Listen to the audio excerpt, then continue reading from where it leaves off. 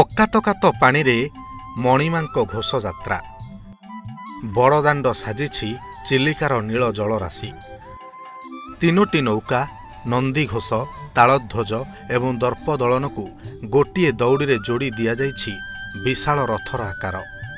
ନୌକା ଆକୃତିର ସେହି ରଥରେ ମହାପ୍ରଭୁ ଜଗନ୍ନାଥ, ବଡ଼ ଭାଇ ବଳଭଦ୍ର ଓ ଭଉଣୀ ସୁଭଦ୍ରାଙ୍କ ସହ ବସି ପାର ହୋଇଛନ୍ତି ଚିଲିକା।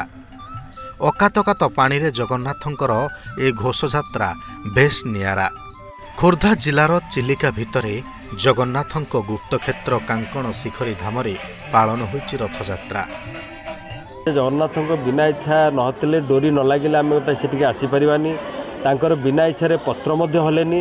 ତେଣୁ ସେ ଇଚ୍ଛା କରିଛନ୍ତି ଜଳରେ ତାଙ୍କର ଏହି ରଥଯାତ୍ରା ଘୋଷଯାତ୍ରା ଟିକେ ଏଠି କରିବେ ବୋଲି।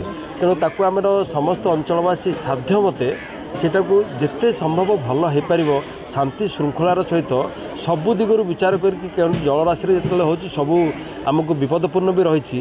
ସମସ୍ତେ ପ୍ରଶାସନିକ ସ୍ତରରେ ସମସ୍ତେ ଅଞ୍ଚଳବାସୀ ଆଉ ସବୁ ସ୍ତରର ଲୋକମାନେ ଏଥିରେ ଲାଗି ପଡ଼ିଛନ୍ତି। ତିନୋଟି ରଥକୁ ଏକାଠି କରି ଆମର ସବୁ ପ୍ରକାର ଜିନିଷ ଏଠି ଚାପେଚୁ ମଧୁସୂଦନମ୍ ରଥେତୁ ବାମନମ୍ ଦୃଷ୍ଟା ଯେଉଁ ରହିଛି ସେଇଟା ହିଁ ଆମେ ପରିପ୍ରକାଶ କରିକି ଏଠି ମନସ୍କାମନା ପୂର୍ଣ୍ଣ କରିଥାଉ।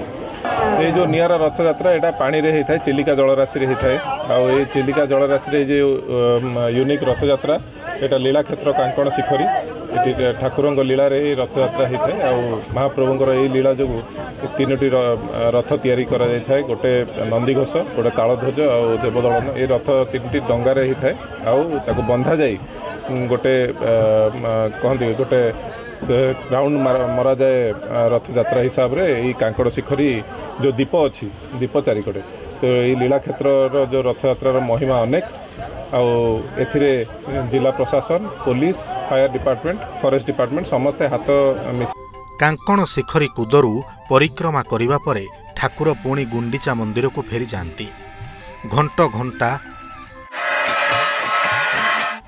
घंटा काहाली मृदंग झांझ कीर्तन सांगकू हरिबोल हुलहुली और जय जगन्नाथ ध्वनि रे प्रकम्पित होता है गगन पवन। ए विरल रथयात्रा देखिबा पई हजार हजार भक्त श्रद्धालुंकर मध्य समागम होता है चिलिकार जलराशि रे।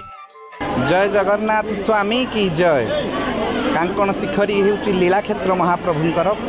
जेतेबेले 1731 मसीह तकीखान आक्रमण होइथिला श्रीमंदिर उपरे, सेतेबेले महाप्रभुंकर निर्देश पाई पंडा पढ़ियारी सेवायत माने महाप्रभु को आनी ये निर्जन टापू जहाँ ना थिला कांकण कुदा से अंचल रे आनी महाप्रभु को रखी थिले। कालक्रमे यार ना कांकण शिखरी होइची राधानाथ रायंकर भाषा रे। तेणु आपण देखंतु विश्व विचित्र होउचंदी जेमिति श्री जगन्नाथ तांकर लीला मध्य विचित्र। कांकण शिखरी धाम रे ये जो रथयात्रा होउची विश्व सारा होउची स्थल भागरे, किंतु एठी चिलिकार नील जलराशि मध्य रथयात्रा होउची। पूरा विश्वर विभिन्न स्थान रे स्थलपथरे चतुर्धामूर्ति रथ गड़िची, किंतु चिलिकारे नौकारे निर्मित रथरे ठाकुरंक जलयात्रा सतरे विरल। जगन्नाथंक रीतिनीति अनुसारे समस्त नीतिकांति कार्य अनुजाई पालन होता है। एही घोषयात्रा कांकण शिखरी रे वर्ष वर्ष धरी जलपथरे अनुष्ठित होई आसुची। टांगीरू रवींद्र रणांक रिपोर्ट, प्रमेय न्यूज 7 डिजिटाल।